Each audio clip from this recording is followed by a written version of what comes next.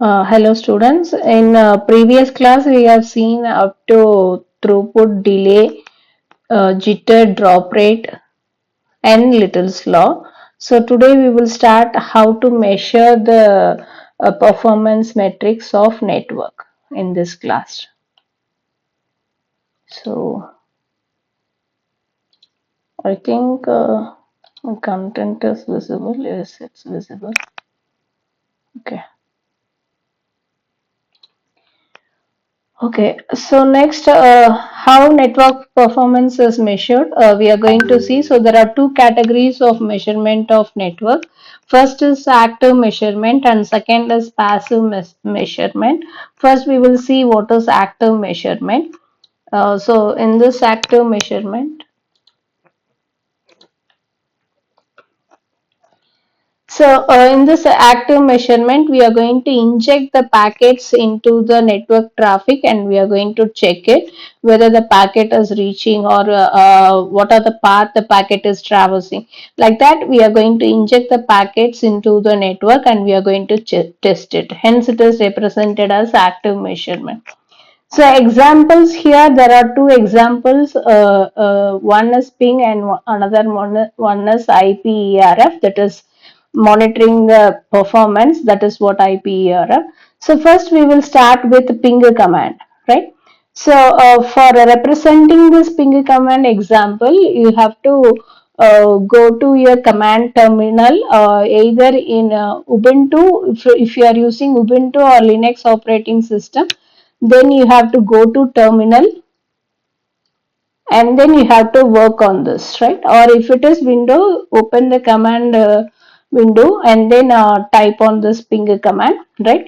So here I am typing ping and space. You can give any IP address or the domain name, right? I have given enough explanation what is a domain name and what is an IP address, and how we are mapping between the domain name and IP address also we have already discussed, right? So ping is the command, space followed by the domain name. Here I'm giving a well-versed domain which is www.google.com. You can also give any domain whatever you want to ping and check whether it is reachable or not. So this is to check the reachability,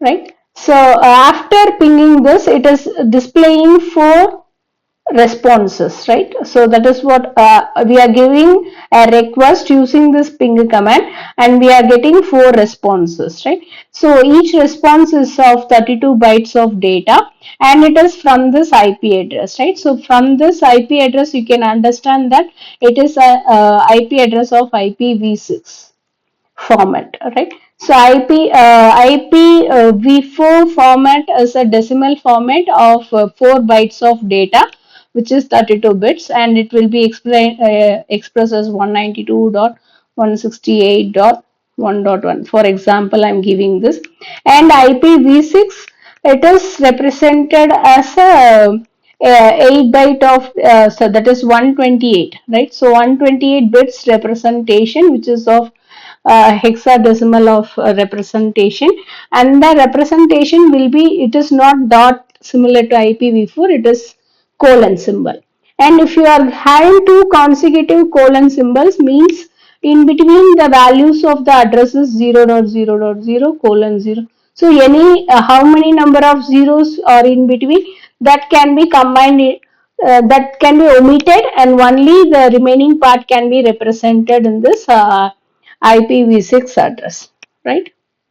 So that is what given here, and then the time taken, the time duration for the request and response is 19 milliseconds, right? So that is what the minimum time taken, and after that the third packet is 20 milliseconds, fourth packet is 21 milliseconds, right?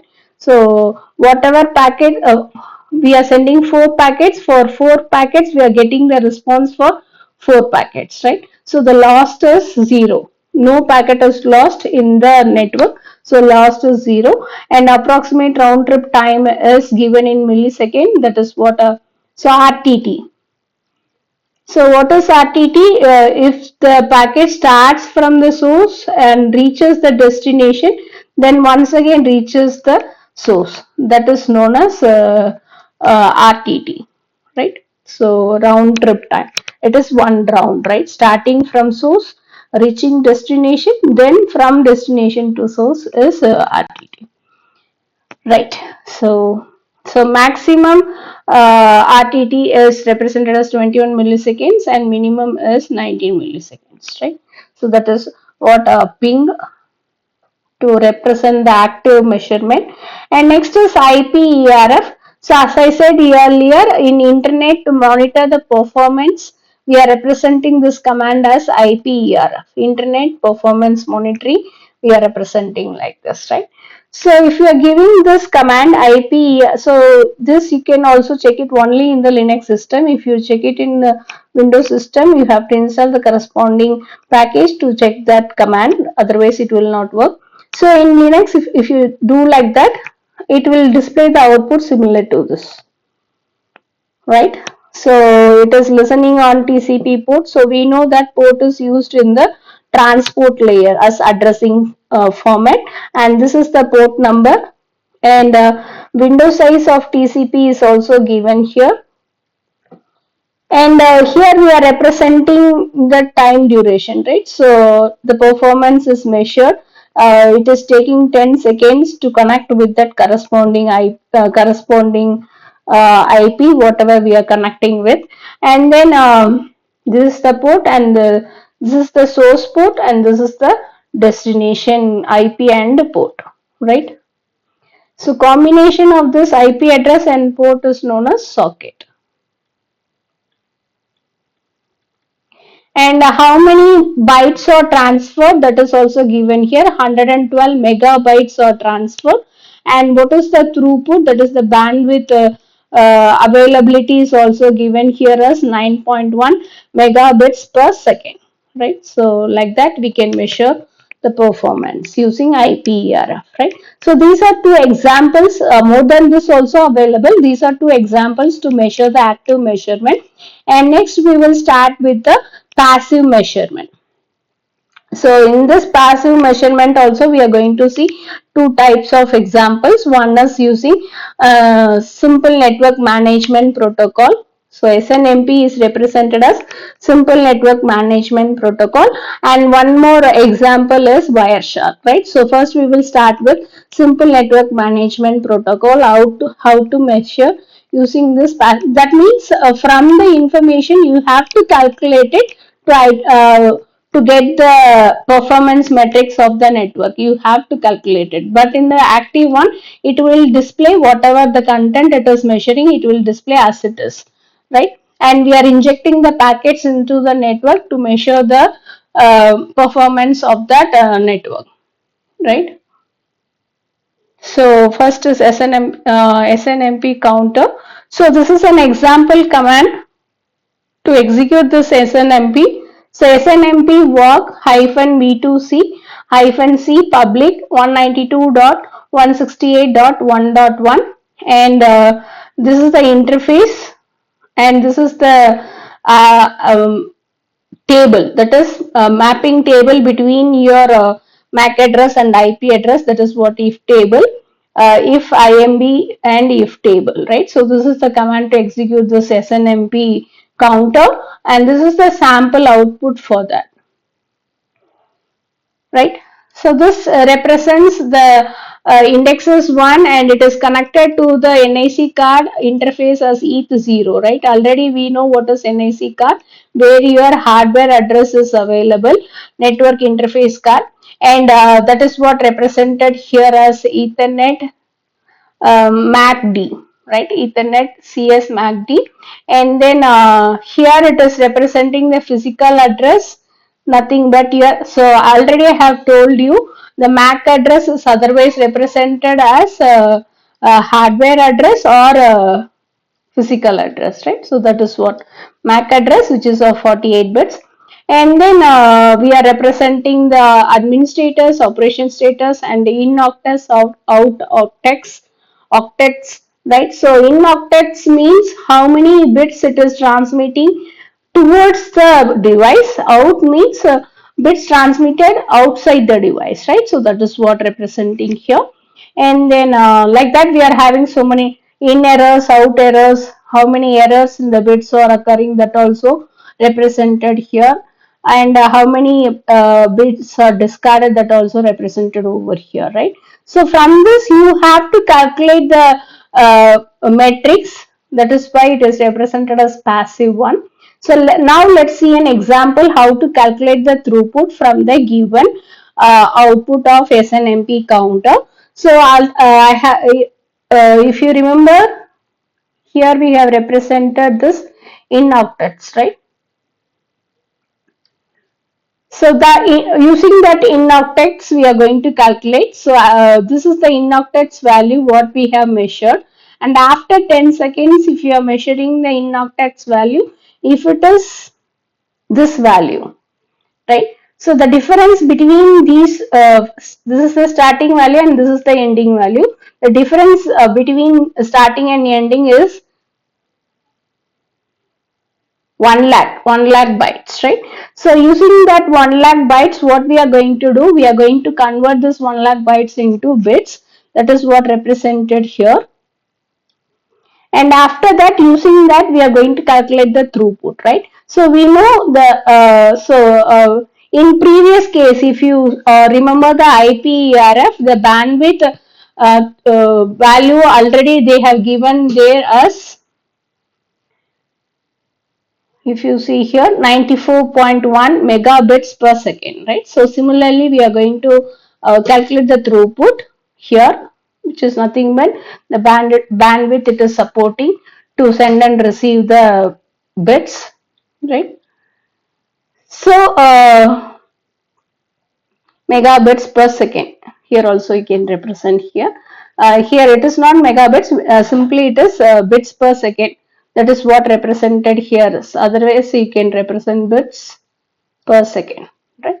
So throughput equal to 8 lakh divided by 10, you will get 80,000, right? So 80,000 bits per second is the throughput, right? So here we are calculating with the inference of snmp counter. Similarly, we can also calculate the performance metrics using packet capture. And this example is based on, we are going to filter the packets based on http request, right?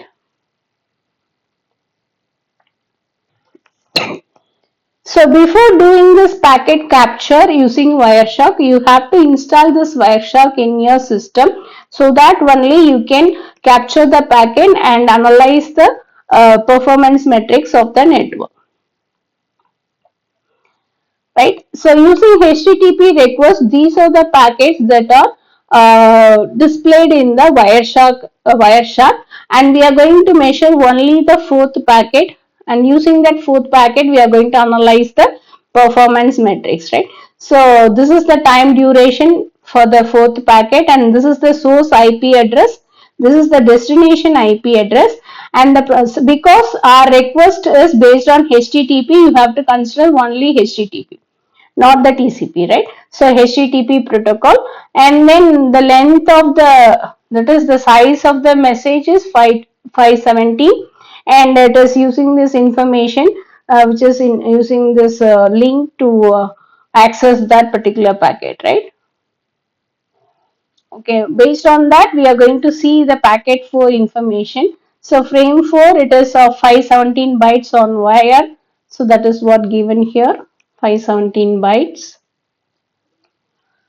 And then the so this is the destination MAC address, right? And that is hardware address, and this is the source MAC address, and the protocol version 4 protocol it is using, and this is the source address, and this is the destination address that is also available here. And transmission control protocol, it is using the source port, this is the port number, destination port, since it is HTTP, the destination port is 80, and this is the source port, sequence number, acknowledgement number.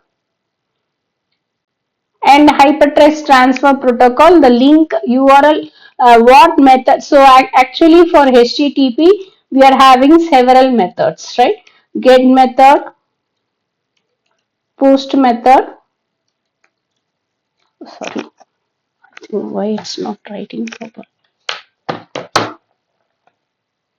right? Get method, post method, as well as put method, delete method. Like that, we are having several methods in HTTP.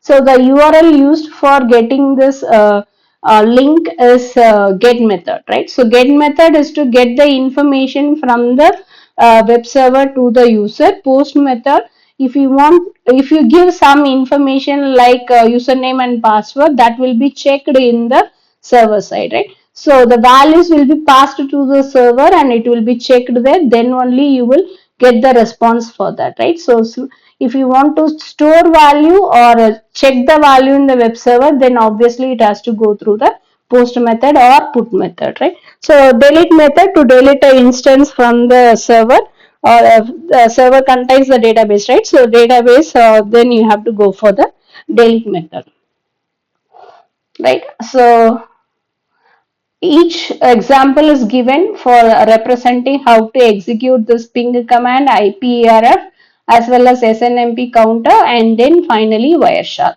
snmp counter, wireshark coming under passive measurement, and ping and iperf comes under active measurement. And apart from this measurement tools, we are having so many number of tools. That is what represented here as a ping. Already we have seen ping, as well as ping is used for to identify the delay and packet loss, and trace route. How many hop counts, right? Hop counts. Already I told you what is hop count, right? So how many number of networking devices it is passed through to reach the destination, right? So this is the destination, this is the source.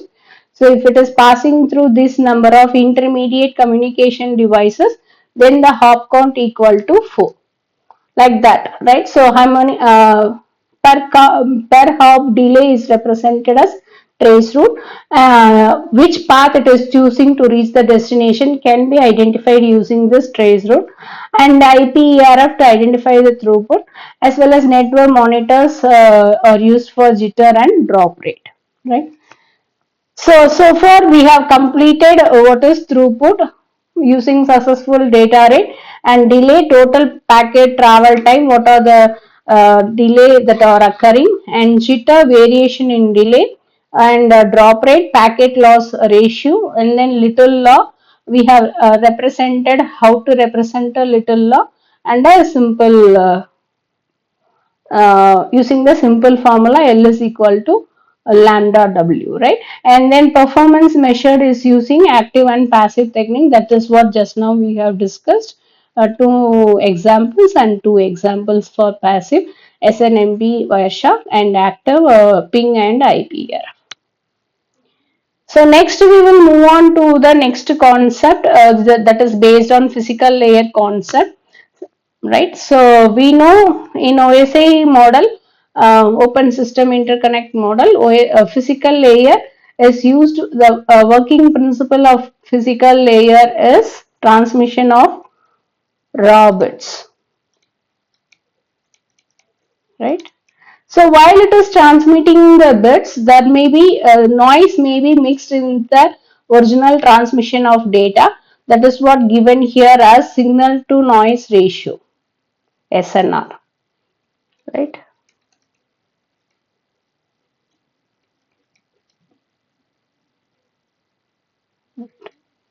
Noise ratio,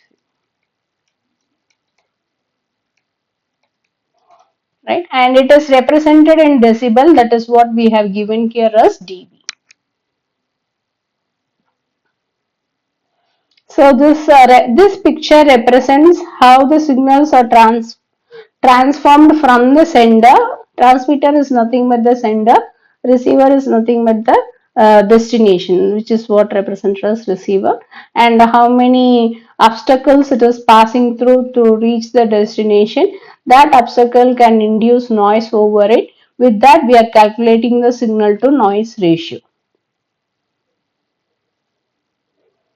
Okay. So now let's see some of the performance metrics that are representing in this physical layer, which is used for transmitting raw bits, right? So now let's see that. So physical layer is responsible for transmitting raw bits over a communication medium.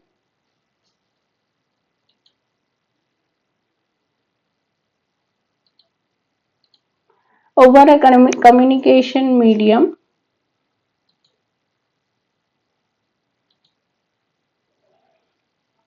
So the key concept includes signal to noise ratio, bit error rate, modulation, and multipath interference, right? So these are some of the topics to be covered, as well as apart from this topic, we have to cover the transmission medium also, that we will cover it in next class, right? The transmission medium, that is guided or unguided, right? So that will be discussed in under this physical layer. So first we will start with signal to noise ratio, that is what SNR. Signal to noise ratio is the ratio of signal power to noise power in a communication channel. So the formula for signal to noise ratio is given here as SNR equal to P signal divided, that is power of signal divided by power of noise. So this SNR unit is represented as decibels. So while you want to represent the SNR in decibels, then the formula is 10 log 10, that is 10 log base 10 power of signal divided by power of noise, right? So if it is to be represented in decibel, you have to use this formula. So now let's see a simple problem to represent this signal to noise ratio. So consider the signal power in a communication channel is 20 milliwatts and the noise power is 2 milliwatts. Find the signal to noise ratio in decibels. Right. So first, so they have given two forms. First, find only the ratio form, then find the SNR in decibels. Right. So we will see both the answers now. So we know that signal to noise ratio is power of signal divided by power of noise. So 20 divided by 2. So you will get the SNR. 10 is the value of SNR, right? So we have identified SNR ratio. Now we have to identify the SNR ratio in decibels. So for that, what we have to do, we have to use the formula 10 log base 10 SNR. So 10 log base 10 SNR is given like this. So obviously this will be cancelled. So you will get only 10. So 10 dB, right? So 10 decibels is the SNR representation in decibels, right? So this is a simple example to represent SNR.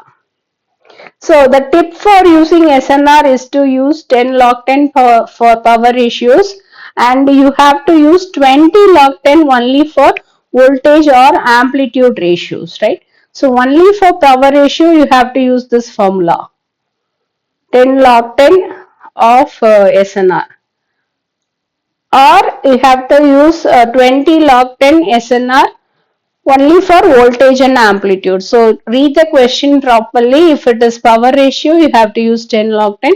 If it is voltage or amplitude ratio, it has to be 20 log 10. So key points discussed here is higher SNR, a better signal quality, lower SNR, more errors, right? So that is what the value representing here. If it is high, that means if the denominator is low, you will get better signal quality. If the denominator is high, you will get low signal quality. That is what given here, right? So second one is bit error rate. That's all about SNR. Second one is bit error rate. So bit error rate is the fraction of bits received in the received in error at the receiver side, right? For example, if you are transferring 8 lakh bits, right? So out of this 8 lakh bits, 125 bits are errored, right? So that is what we are representing here as this is what transmitted bits, and this is the error bits, right? So that is what bit error rate. So actually bit error bits should be represented in the numerator 125 and total number of transmitted bits denominator, right? Okay, now so this bit error rate is represented as BER, which is equal to number of error bits divided by total bits transmitted, right? So the same example, so here I have represented with 8 lakhs, they have represented with 10 lakhs, right? So in this 10 lakhs bits, 250 bits are found to be in error. So you have to calculate the bit error rate. Simple problem is given here. So 250 divided by 10 lakh and it will be 0.00025. Either you can represent it as 2.5 into 10 power minus 4. Right. So now the key points for bit error rate. So lower bit error rate means better performance influenced by noise, interference, attenuation. So if you see SNR, higher means better quality. Similarly, BER, lower means better performance. Right. So next comes modulation. Modulation is the process of encoding digital data onto a carrier signal by varying its properties, right? So there are two major categories of modulation. One is represented as analog modulation and second is represented as digital modulation.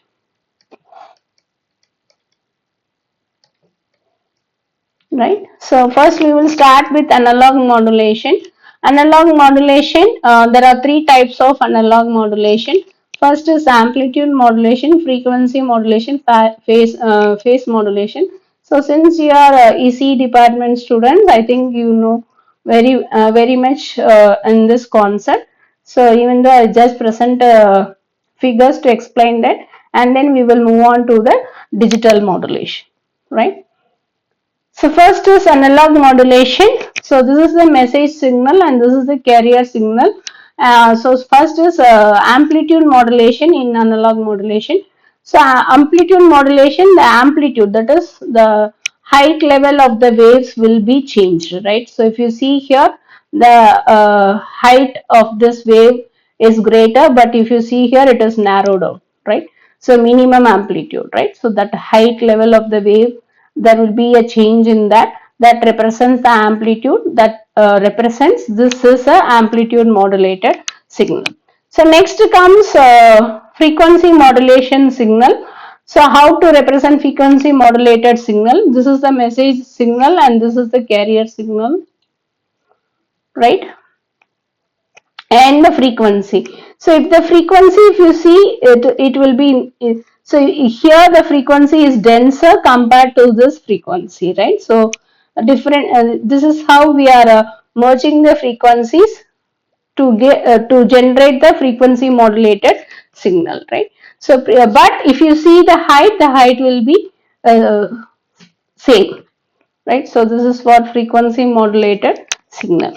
Next comes phase modulation. So there will be a phase shift based on the message signal and carrier signal. That will be a phase shift, right? So for the positive way, the phase will be like this. For the negative way, the phase shift, there will be a 180-degree phase shift, right? And again, for once again the positive way, there is another phase shift, right? So this is how we are shifting the phases to generate the phase modulated signal. So frequency change, amplitude modulated, and phase shifting the phases, right? So next comes digital modulation. So here we are having four different types. One is amplitude shift keying, frequency shift keying, phase shift keying, and quadrature amplitude modulation, right? So first we will start but here I have represented only these three types. So that quadrature amplitude modulation you can refer, right? So digital data, it is represented. So since it is digital modulation, we are representing the digital data, and the carrier signal is also represented here, but it is not given in the diagram. So frequency shift, if you see here, there is a variation in frequency, right? Denser, and this is the frequency is somewhat wider. And similarly, there is the variation in amplitude, right? Higher amplitude, lower amplitude, right? And then next comes phase shift. Again, phase shift for 0 we are from 0 to 1 there is no phase shift. For 1 to 0 there is a phase shift, right? So I think you can able to see here 0 to 1 no phase shift, same as it is we are representing the wave, but 1 to 0 transition there is a phase shift.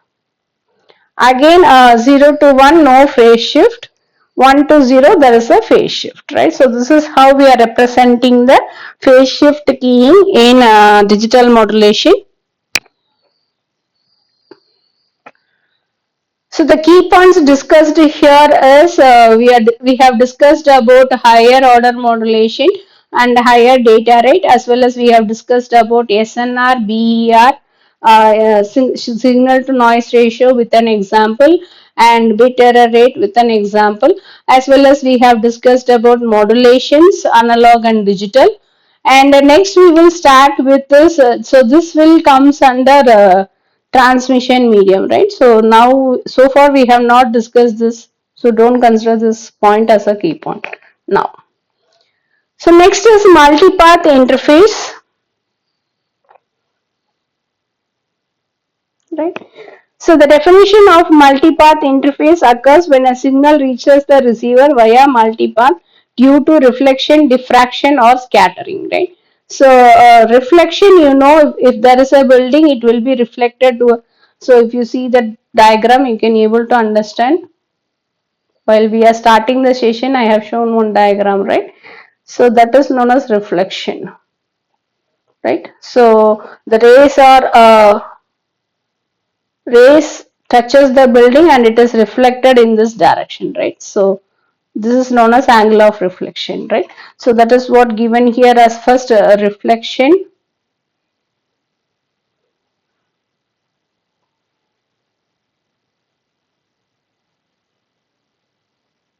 and diffraction as well as scattering, both are the signals or get scattered, right? So that is if it touches medium, it will be scattered in different directions, right? That is diffraction and scattering.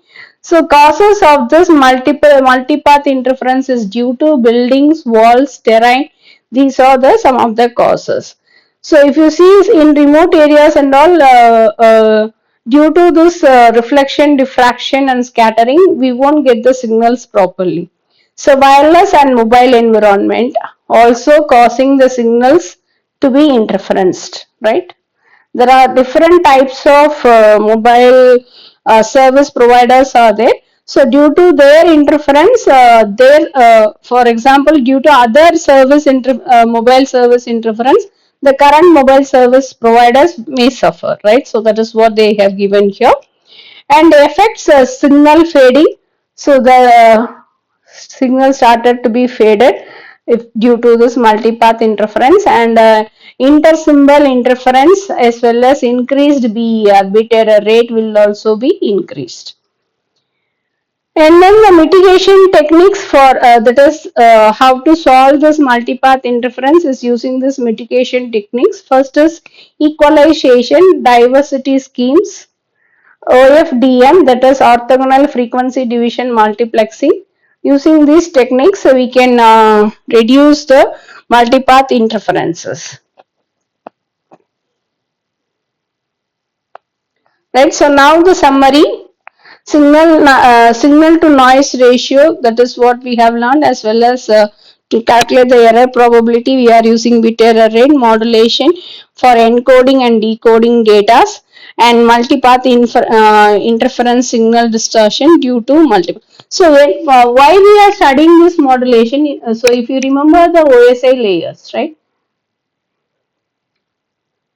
Consider this is the OSI layer, and we are having all the layers, right? So first consider first three layers, the data representation is raw data, right? So this data will be placed in the transport layer as data here and transport layer header information, right? Header information of transport layer. So this header information is encoded along with the data of the application layer, right? And after that, this is represented as segment, right? Now this entire information is placed as a payload in network layer, right? So this is the data, that is payload data for network layer, and network layer will add its own header information which consists of IP of source, destination, and then time to live, whatever it may be, right? So this is the header information is represented as, so this header is encoded along with the payload which is received from the transport layer. It is the data format is packets, right? Data protocol data unit is packet, right? So this is the header of network layer. And this information will be placed as it is as payload in data link layer, right? As data, payload data, and it will include its own header information, which is the data link layer header information of data link layer, and the protocol data unit here is frames, right? So we are encoding the header information along with the data, and after that these frames are converted to bits, ones and zeros, and that will be transmitted in the transmission medium, right? So while we are transmitting, either it is analog transmission or digital transmission, based on that the mod, as well as we will not send only one signal, right? We will send multiple for a network. System A can also transmit, B can also transmit, C can, so all the packets are multiplexed and it is transferred in the single medium, right? So that is what represent. So this is known as multiplexing. Modulation means we are modulating the data and sending it, and demodulating in the receiver and receiving it, right? So along with the carrier signal, because the strength of the data signal strength should also be maintained throughout the receiver end, right? So that is what we need, this modulation and encoding techniques to reach the data safely in the receiver side without signal distortion, right? And we have also analyzed multipath interference signal distortion due to multiple paths, right? So that's all about today's class. Remaining content, that is transmission medium, we will discuss in the next class. Thank you.